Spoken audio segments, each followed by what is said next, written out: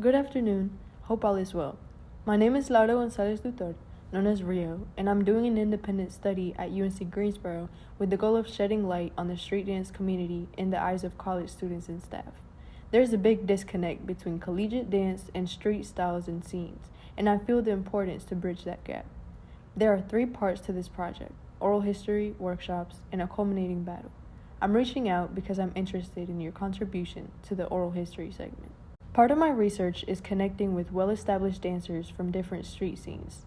At UNCG, most students are oblivious to the wide range of styles and culture that populate the US street dance scene, so I want to share some of that history and culture through a lens that's as authentic and accurate as possible. I believe the best way to do so is by sharing stories directly from those cultivating the culture. I would like to request a Zoom or phone call in which I will ask a few guiding questions, but you'll have the freedom to speak on whatever you find pertinent about your experience in the house community. The call will be recorded and displayed in a video format alongside other clips at the end of the semester. Please let me know if there are any questions or concerns. Thank you so much for considering my request. Peace and blessings, Rio. Hello, Rio. It's nice to meet you virtually. I'm sure your intentions are genuine, but I have no interest in telling stories for the collegiate community. They do not care about our existence until their students ask why we aren't there. Then it becomes the responsibility of those students to educate places that pride themselves on education. They know who we are and what we have done and continue to do. They only seem interested if it benefits them. Sorry to vent, but it's the same story over and over again. They make you the scapegoat. I am happy to talk with you, but nothing in record for them. I hope I do not come off too aggressive. Let's just say I have had my fair share of conversations, and the next thing you know, that university all of a sudden has a hip hop course. The interest has always been there, but instead of getting the people who should be there, they get the people who fit their narrative. I'm just tired of the hamster wheel, and I'm deciding not to even step in the cage. I applaud you for fighting the fight. I don't know. Collegiate space, they kind of see us as a commodity to some degree. It's like they take it serious and they don't. They like the idea of us, but they don't want to actually fit it into their programs like other things. Because most collegiate spaces are going to overwhelmingly be contemporary ballet. You're going to have some hip hop, which most of it isn't necessarily hip hop. I just call it aggressive jazz. They're not, you're not really doing hip hop. There's a lot of challenges that come with that. Schools, institutions, they want what matters to them is that piece of paper that says I have that MFA, right? When a university wants to offer this, if you have no knowledge of the culture, how do you know that the person you're getting is of quality, right? And they don't have no standard to go off of other than that piece of paper.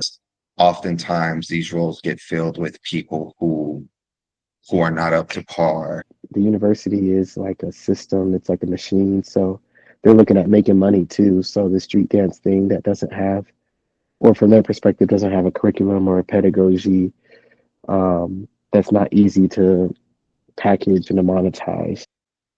No, I'm kind of in agreement. Like very, very, very few institutions actually care.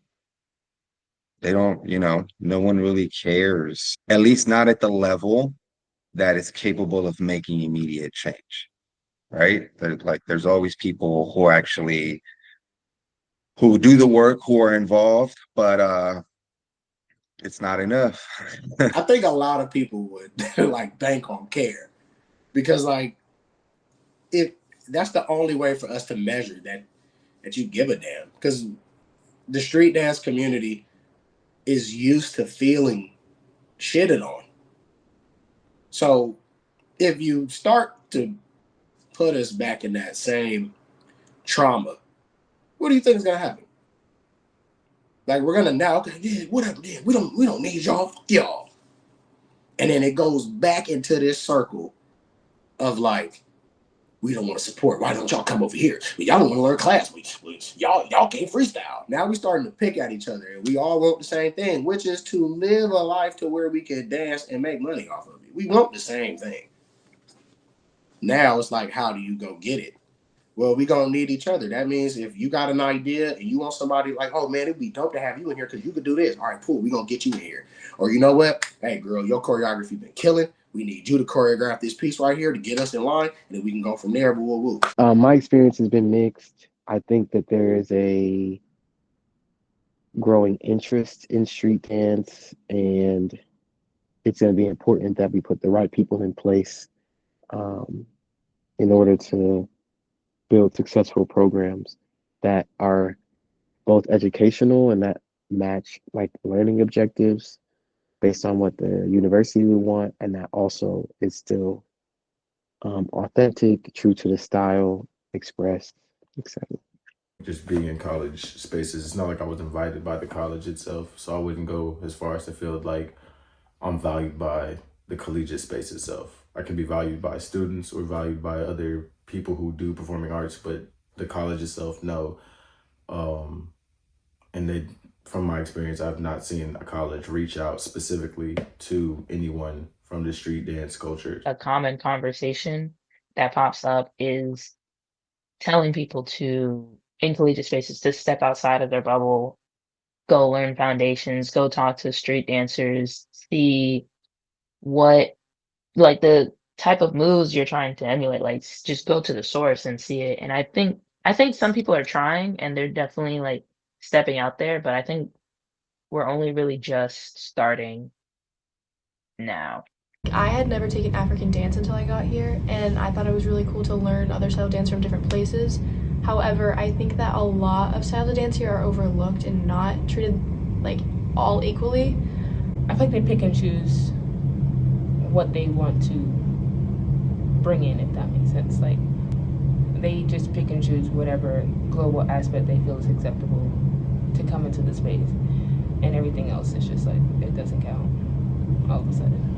I still think there's that one's better than the other, when ultimately we're all just artists expressing ourselves through a medium that is movement, you know? So I see the benefit of hip hop being in colleges. You know, you get a broader perspective, a different worldview, because hip hop or street dance in general is a reflection of the atmosphere, you know. In the beginning, hip hop was created to de-stress from our surroundings, you know, peace, love, and unity, all about having a good time and uplifting one another. Like, because people shy away from things they don't understand, you know. And there's a reason for everything. Maybe how it look, maybe how it feel, maybe how somebody made them feel. We don't know, but people just shy away from it. We're dancing aggressively. Like you've seen Crump. Like it's just one of those things. It's like, oh, it's kind of in your face. So if you're not naturally comfortable with that, and because we started meeting a lot of people with other dance backgrounds. So now if you have more of the contemporary side, you came from ballet, you came from even just collegiate choreography. You're coming from a different perspective in dance. That's where it started to become like this. And again, we never cared to be welcomed. We didn't care because we already knew who we were. What started happening is the value of what we had, because it wasn't school structured, now starts to become, I don't want to say less value, but it starts to become not priority. We act like there is an hierarchy in the form. Everybody says we don't need ballet, but actually, are you a dancer? You know, both here and in the world, if you don't have enough of that foundation, and who has power, the people that have the most technical training or whatever experience, which is also ends up being a lot of like, you know, economic dynamics, but there's that, right? I think it's on both sides to make each other feel a little more comfortable. Sometimes it only takes one person to cause that shit. You know, no matter who it is. I've seen it happen. I've seen it happen and have done it. So yeah, it's possible. If people took the time to understand the differences in culture, why they change, how they change, So it's like the you gotta accept like a person trying, and you gotta accept a person's care. So it's like, how do you accept they're trying? I mean, like, man, if you're sitting here in class learning about culture, it's like, look, man, you care enough to be here.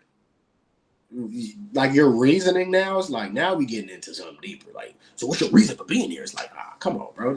Let the person be interested enough first. You know, like, but I get it because culture is so sacred to us because that's all we have is identity. Like, that's the only thing we have to identify ourselves as Black Americans. Like, we don't have nothing else.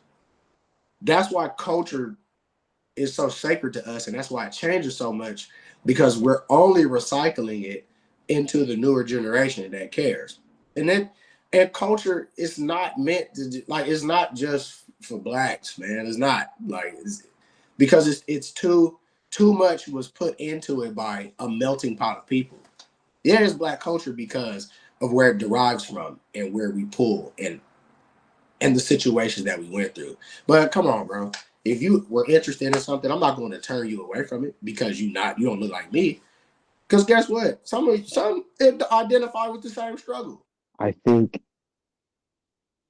there's an emphasis on like movement quality variations. Like you think about like Graham as like a technique. It really more relies on um I mean certain particular body like areas of focus in the body, but particularly like body or like movement quality or like a technical application of movement as opposed to expressive, which is what I observe in street dance spaces. Versatility is fueled by a need to be expressed and to be unique. Have to learn how to pick up other people's forms of dance and movement because that's what's going to get you paid, right? But as a street dancer, we look at that like, yeah, choreo's cool, but why would I learn to move like you when I can learn to move from like myself?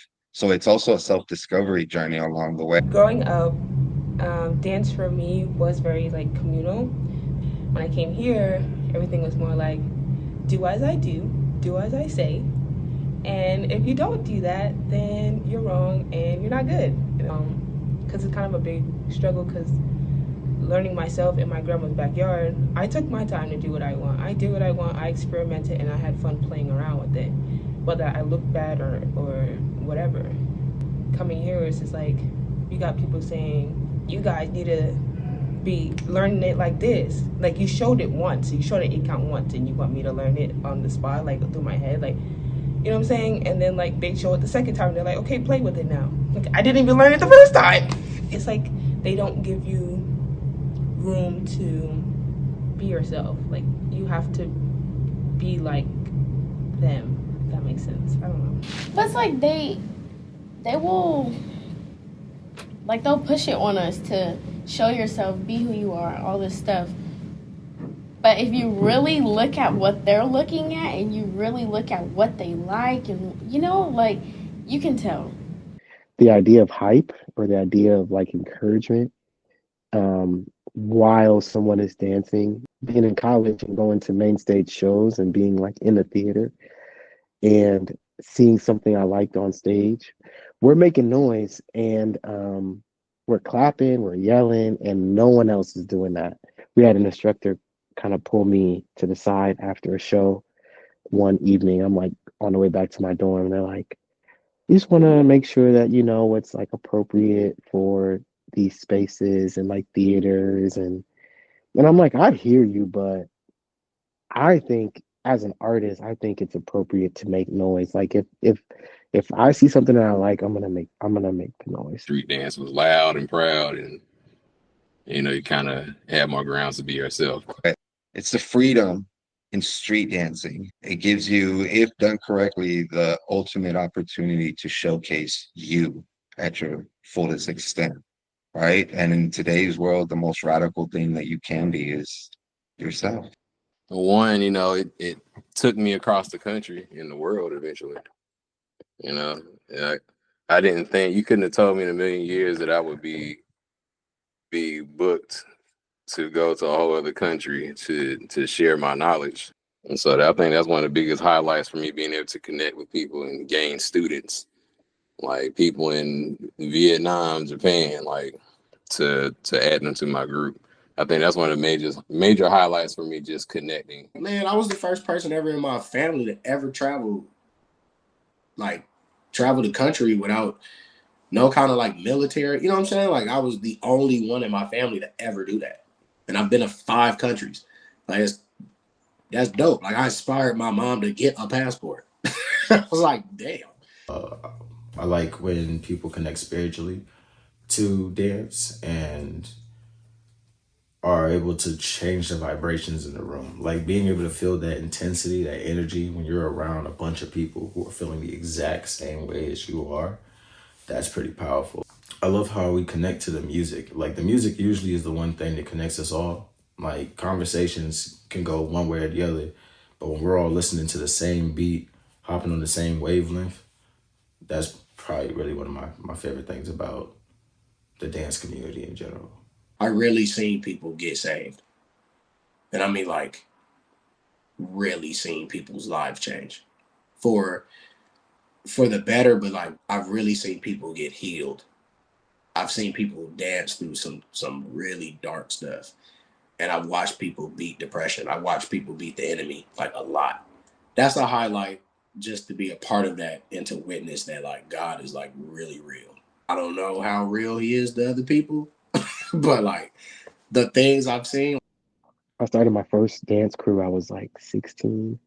I was in high school, and some of my homies that was dancing with me were very much in the streets, and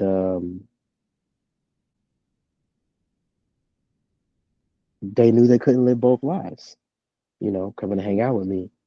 You know, I'm coming to pick you up from your crib. I'm not coming to pick you up if there's gonna be some crazy shit happening outside. You know, just know that that dance saves lives. You know, and that's done through community, whether that's like 3 people, 5 people, or whether that's 30 people, 100 people. Between being in crump battles, all style battles, and breaking battles, like when I go to all of them as a viewer, it's really cool to see community come together as a unit, just for one, what really is a night of celebration of the dance. Like when you think of a healthy community, it doesn't have to be necessarily like this, but just in terms, I don't know if that's spiritual with your family, like community, a healthy community, what does that entail? Support, a non-judgmental, unconditional support. Support and like just uplifting each other and just being there for one another. But I'm thinking about support in terms of a community should be somewhere where you can come and you can seek out resources. I think about the Black Panthers.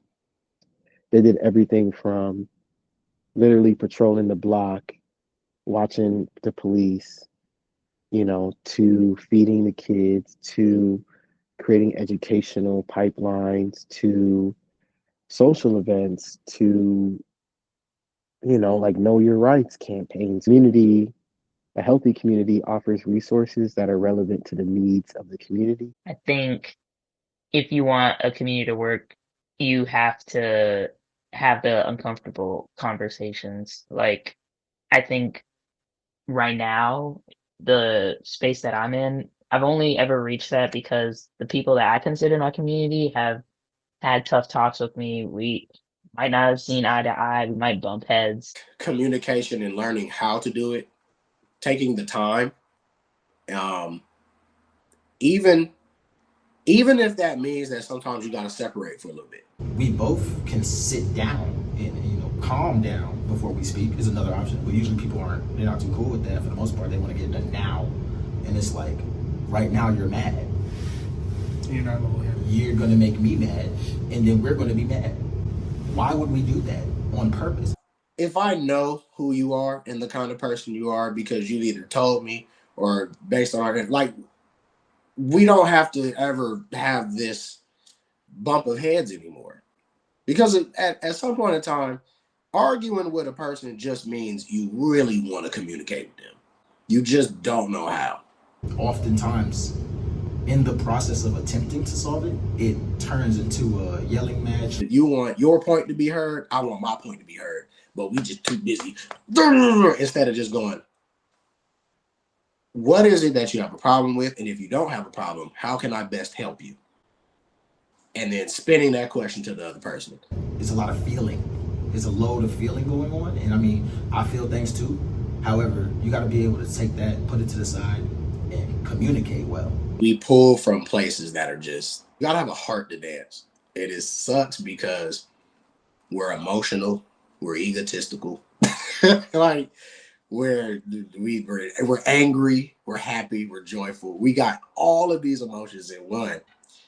You don't have to strive for perfection, just progress. I think that the overall like community and the perspective of it would be better. We're supposed to be mature people, so we should both understand what it means to see a moment for what it is, and to then assess it and reflect on it together to be able to actually solve it.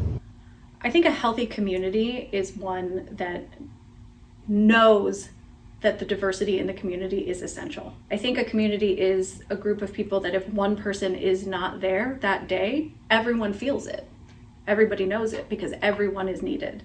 Being able to work together, obviously, more often than not, working together implies that people have healthy relationships. You know what I'm saying? Like, people actually care. They want to see people win. There's no crab in the bucket mentality. You're going to have spurts of these things here and there, but we want the majority to be the positive and not the negative. That's how you know you're winning. Selflessness is something that I think exists variably. So sometimes people need more support than others in community. And there may be a time where I need more support in community or from community. And so I may need to be more selfish. Before I had a car, I couldn't be the person to offer rides, that would feel like selfless, or I couldn't be the person to go to all the events because, Ubers and those kind of things cost, even though I would like to show up and support. But now that I do drive, I'm always thinking about who doesn't have a car because they don't have access to the same resources. And so it's up to me to use the resources that I have to support people where they need to be. So I think selflessness is one. And again, that's something that's variable. So everyone isn't 100% selfless all the time. That doesn't make sense.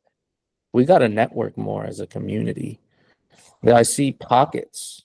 I see a lot of pockets in the Carolinas specifically. I see pockets of dance thriving, but if we were to put all of our heads together, we could flourish even more.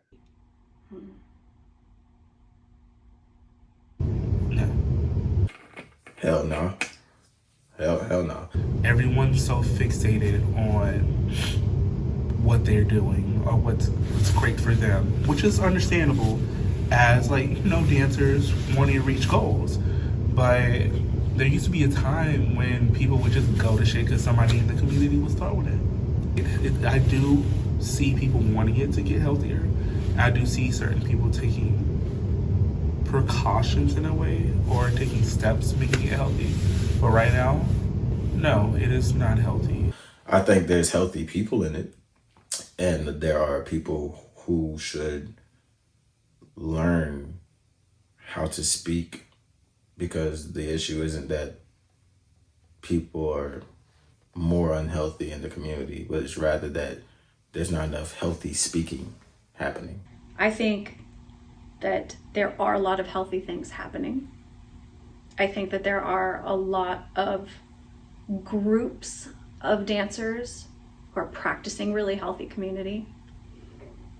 I think that the School of Dance wants to be a healthy community. I think that it's there. I think that the bones are there. I think the structure is there for it to be a healthy community.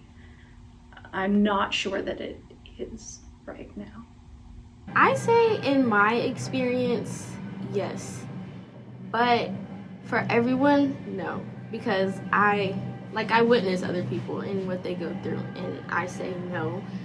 Like, you just feel the environment, you just feel the vibe, and it's like, you can tell.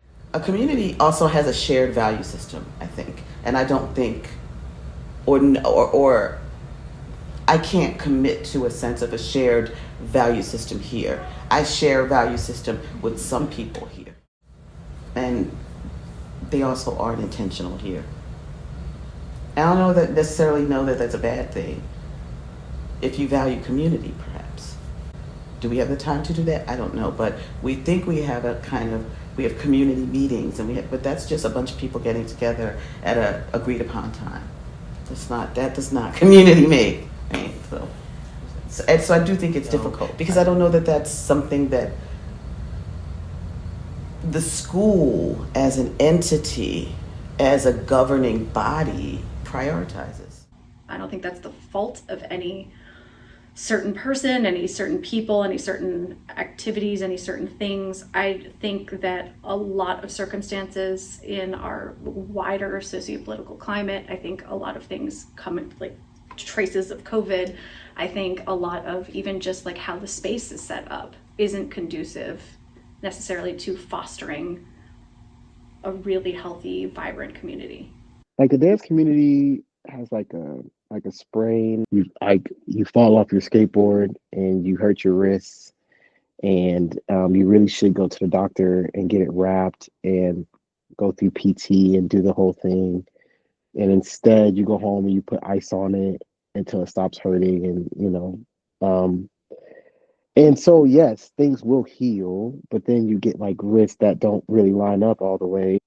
Honestly, to me, I think a way for like a dance community to be healthy is having it set up where people could come to each other for things outside of dance too. People spending time with each other, getting to know each other. I hate like the thought of like there's people in the dance community, whether it's Carolinas or in anywhere, that like, yeah, they always show up to sessions and they always go crazy, but then as soon as they go back home, they gotta deal with real life stuff, and they're just going through it, and like people have no idea because they don't feel comfortable talking about it. It just starts with care.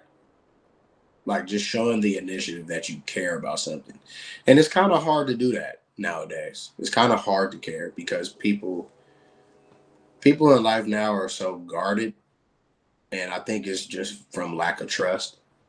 I think a lot of people broke trust with people. I think a lot of people damaged people and hurt people. I could say like I've been a part of that too. Like I've received that on like both sides. The willingness to give a damn. Okay.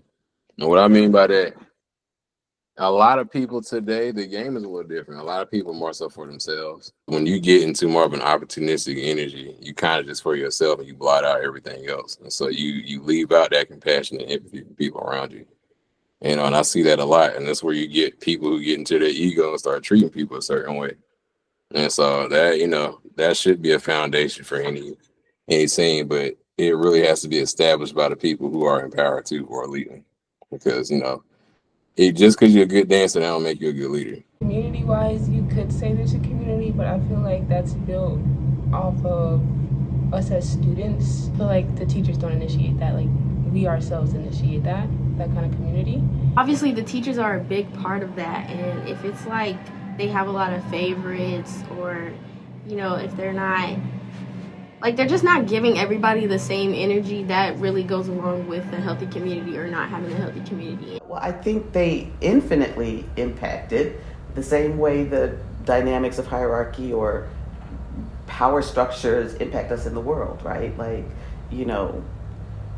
teachers have a certain kind of power over students who have a kind of power over one another, depending on the circumstance. And it's like they want to sit at that like hierarchy power, so they won't come down to like meet the students where they're at, to kind of understand them a little bit. It's like you have to be reaching for me. They're expecting good, and I don't think I meet that criteria. We all know the old saying, with great power comes responsibility. It's cliche, but it's so true. Because again, you are the leading example when you're in power. People are gonna look towards you whether you want them to or not. If you don't want them to, then stop. It's gonna happen regardless. No one's listening to each other. Teachers aren't listening to the students that much, but the students also aren't listening to the teachers. It's just a lack of understanding. Leadership is a thankless job. People don't always appreciate, because they can't see. They can't understand the things that we have to understand as leaders, as like instructors. We sit at a different vantage, and so we have to deal with people being like what we would consider as ungrateful, which really just comes down to not having scope. Man, I think people get lost in the sauce because I want to do this and this got to be different. Like, no, this is why we got here in the first place. This is why we got far. Now, if it's something that's brewing toxicity and it's creating negative, consequences, then yeah, maybe that needs to change. After going through 2 years of the courses here, I personally decided I don't think it's for me. I think that the dance world can be kind of toxic, but it also showed me what I want to do with my future. Now going through it, I know I don't want to do it, so I guess technically it did prepare me for that. I don't like that the dance world can be seen as very competitive, almost in a degrading way. I don't feel like it's very uplifting for me as a person. But I feel like it's all about me as a dancer and not me as a person, and I want to grow as a person, not just a dancer.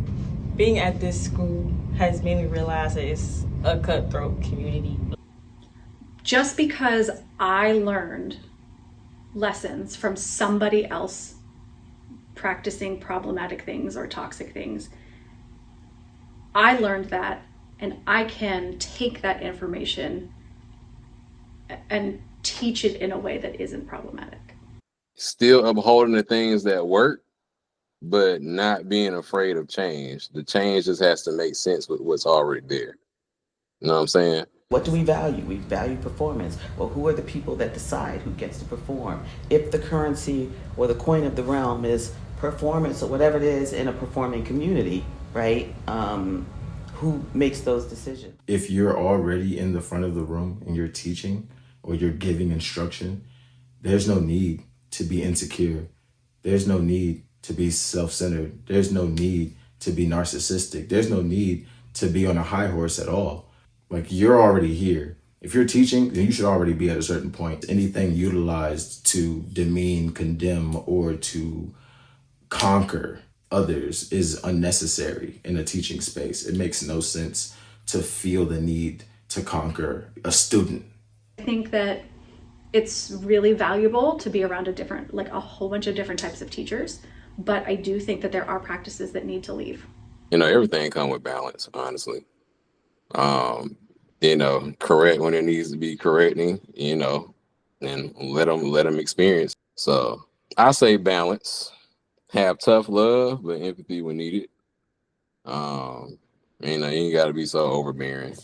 You got to be able to listen. You know what I'm saying? Because with that, you'll have the understanding of, okay, maybe I can do it this way. Probably daily, I come in with an idea of something, and I hear or see or sense something from a student, and that alters how I approach it.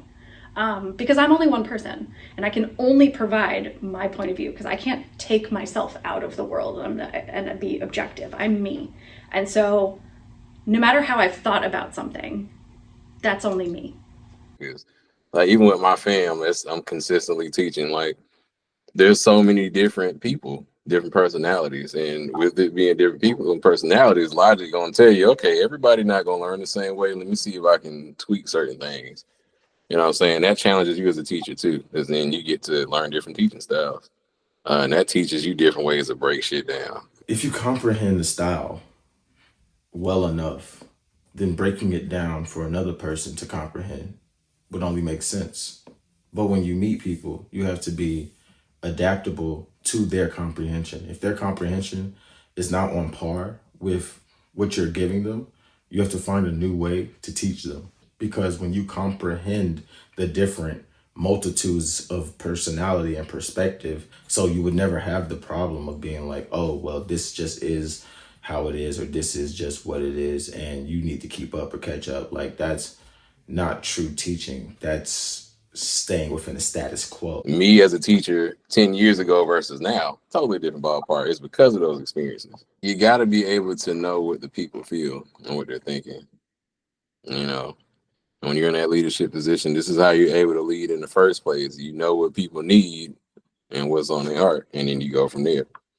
And so a lot of people in the scene, especially a lot of people want to be peacekeepers. They don't want to be in a situation where somebody doesn't like them, regardless if you're doing what you're supposed to or not. You know what I'm saying? And so people are shy away from that part. You know, it comes with the territory. And just being a positive role model. You know, stand for something. If you're going to call yourself a leader, show that. What you're for. What are you doing it for? Because if it has anything to do with yourself, your family, your, then you're failing already. Point blank and period. Do for the people. Do for the community. Do with purpose. What's your purpose? If your purpose is only within your own circle, you're in the wrong place. And that's the thing. But I feel like the reason that I'm like so, I don't want to say I'm so passionate about it right now, but I am like really interested in it right now. And like I'm happy that you're doing this and talking about it, because yes, as a freshman I came in, I'm like, I may see little things here and there, but I'm like, okay, this is cool, whatever. It's still a good program, you know? But then as you get deeper in, and like now I'm in the season that I'm in, I'm growing my relationship with God, and you know, like I'm just really working on myself and what I can do for others. And then like everything else that's going on in the world, how can I help with that? How can I be somebody, basically? And so like bringing up this issue, it's like it really makes you think about it, like, there is some stuff that we kind of just look over. Like, we don't really too much dig too deep into it. And is it because we don't want to step on anybody's toes? Is it because it's not important? So, yeah, but you do have to pick your battles, though, because it can become a lot. And there's a lot going on. So if you try and help out with everything, now your head is blown up. So it gets hard, though. But I'm glad that this is being brought up now. Community is everything. And I know that's like, maybe it's like a cliche, but community is everything. I will say that I think if you understand the history of street dance, if you understand the history of these styles, um, everything coming out of like the 70s and the 80s in predominantly Black and brown communities where people were not only under resourced, but were actively being discriminated against. And so these styles were formed out of just the right people at the right time, you know? Like if we didn't have Campbell at the party to see the funky chicken to do this thing for somebody to see, and we wouldn't have Campbell lock and there would be no locking, you know? If Tommy the Clown didn't get out of jail when he got out of jail around the time of like Rodney King and was looking for like ways to engage with the youth, we wouldn't have clown dancing and we wouldn't have crump. You know, DJ Kool Herc was playing parties for the youth, back to school jam, when he created like this merry-go-round style, which changed the way we listen to music and changed the way people were dancing in parties, you know, like. And so every time we see a birth of a style, particularly in street dance, it is birthed out of community. But how do we move forward? What does the community need? We do not provide enough access to the general public. To the general public, the everyday goer that's not a street dancer. Like, for example, right now, I wish we had a lot more kids in our scene. Kids are the next generation. So when I think about teaching and stuff like that, I think about the kids. They're the ones who are going to come up, and you know, the adults are getting old. Like, yeah, they're like, yeah, you're cool, but like, where's the next fucking scene at? You get what I'm saying? Where are these kids at? You know? So I think making way and for these kids to have access to some of this stuff would be really good. Because ultimately, that's what it's about. Everybody wants to leave legacy. Everybody wants to leave a stamp on their community. But ultimately, the community is the youth. So if we're not providing for the youth, we're not doing our job as representatives for our scene. I think more opportunities to come together would help. I think finding more joy could help. And just having a good time with everybody. Let's throw more parties, you know. It doesn't always have to be competitions. That doesn't always have to be the reason why we all get together, you know. It could be just to have a good time and network with each other, build or grow. Maybe let's throw a cookout. Everybody brings food, you know. Like, as a community, I think we can do more than just dance events and battle events at that. Everybody's always busy competing, which doesn't really leave space for dialogue sometimes, because it's always I'm better than you, which leads into like your mindsets too. If you're always competing, you're not giving space to like be transparent with someone. There's always that block. I think if we had more transparency between circles and more transparency within the circles, our community could be better. Having more diversity, having more opportunities for different dance styles to be prioritized. They give us opportunities, which is awesome, but it's like not the opportunities that some of us are looking for. I feel like they pick certain opportunities for certain people or certain styles of dancers. It's all about performance. And so for people who aren't looking to perform full time because of whatever it is, for me, my body's that's not what I'm built for. Education is. But I'm looked at as like, well, then I don't really need to be here because that's like a half-ass. That's not a real career. That's like a back burner. Having more space for different voices to be heard. Having, I think that there is so much in the School of Dance in terms of knowledges, in terms of backgrounds, in terms of identities that could be highlighted to help make a more vibrant community, for sure. Street dance is for the people, so you gotta go where the people are at. So my first bit is come out. The second bit is go where it's happening. So that may mean you have to go to the club. That may mean you have to go to the session. That may mean it might be 10 p.m. I don't know what to tell you. It's that's when the session starts, and you got to go out there and get it. You might have to leave your bubble. Actually, the inevitability is that you have to leave your bubble and leave your comfort. With street dance in particular, because street dance was formed in places that were under resourced because we weren't allowed in places with resources. And so just because now the places with resources have access to street dance, that doesn't mean that that's where you're actually going to get it.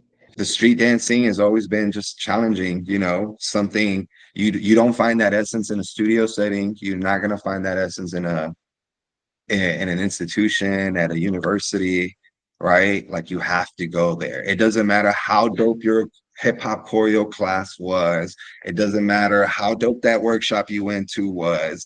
Like, when you show up to the events where it's everyone dancing, the music's playing, there's no 5, 6, 7, 8. It's just straight, like, you're watching everybody's art come to life. All the people who only do like classes or only dance in collegiate spaces, you will also feel welcome if you come to the street community. We will welcome you. If you come to a session, the fact that it's your first session, or you might not know how the cipher works or the session works, that's not a problem. We will welcome you. If you have any questions about like the style of dance we're doing, let us know. We will happily answer. I know a lot of people who who participate in dance classes, or they've been a part of their school's dance team forever. But then I tell them about a session that's happening, and they're nervous because they don't know how to freestyle or anything. And I always try to tell them that just come out. The first time you don't have to dance. You can just watch, but just get a feeling of energy. And I just encourage anyone who's thinking about dipping their toe just to know that street dance is so broad. It's so like, if you want something that's like super like aggressive in street dance, you can go to breaking, you could go to crump, you could go to, I think even though Bruck Up is smooth, I think Bruck Up is kind of like aggressive in like in the way that it is. I would even say, even though like Light Feet is, I think Light Feet is super aggressive too. It just has like this. So if you want some of that, boom, you got that. If you want something that's a little bit more in the flow state of energy, maybe you like waving, maybe you like lofting, maybe you like Vogue or whacking. That, I mean, those are also, you'll get ate up in those styles too. Maybe you like footwork. So is it juking? Is it Chicago footwork? Is it like Jersey? Is it house? Is it, you know? So um if you're looking to get into street dance, you want to dip your toe in. First of all, come over. We want to see you. You got to come to us. So we're gonna do our best. Anytime you see street dance in a space where you don't expect it, just know people have had to do work to get there, and that's only the tip of the iceberg. A studio, a class, a workshop, tip of the iceberg. You got to go out. It's called street dance for a reason. It's probably happening in the streets. So you got to go get it from the streets. Come see us. We would love to have you. Understand that there's something for everyone in street dance. You can find something that you like. And my last encouragement is just respect the style, respect the culture. Most of these street dances have not just a movement vocabulary, but it's cultural. So there's lingo, there's music, there's fashion, there's art. So just be mindful that when you're participating in street dance, that you're not just coming and learning steps, that you're participating in the legacy of people who have had to continuously fight for these things to exist in permanence, not even just in a space, for these styles to stick and for them to take root and to continue to grow. People have had to fight for those things. Street dance is vibrant right now because there's so much exposure to it. And I just invite people out and just to not be selfish. Again, that kind of takes me back, maybe it wraps to our conversation about community. And community invites us to approach selflessness. And so if you're coming in, you're brand new, then you have an opportunity to be a little bit more selfish. You can kind of take some things and learn, but the more that you interact, the more you should be thinking about selflessness. How can I continue to help this continue to thrive? How can I contribute based on my own skills? Maybe I'm not the best dancer in the world, but maybe I have ideas about post-production, or I'm a photographer, or I have event spaces that I'm linked to, or I can write grants, or everyone has something to offer. So as you're coming into street dance, just know that the street dance is actually culture, and dance is just one aspect of the culture. And so we need you to help us keep the culture going. So actually, Imani is a pain in the butt, and she is just really annoying. No one really likes her for real. We just pretend to like her. We're talking about community and right, and you're talking about the community in the school, and you're over here like no one likes her. We love the community. We're so nice. Wow. Oh.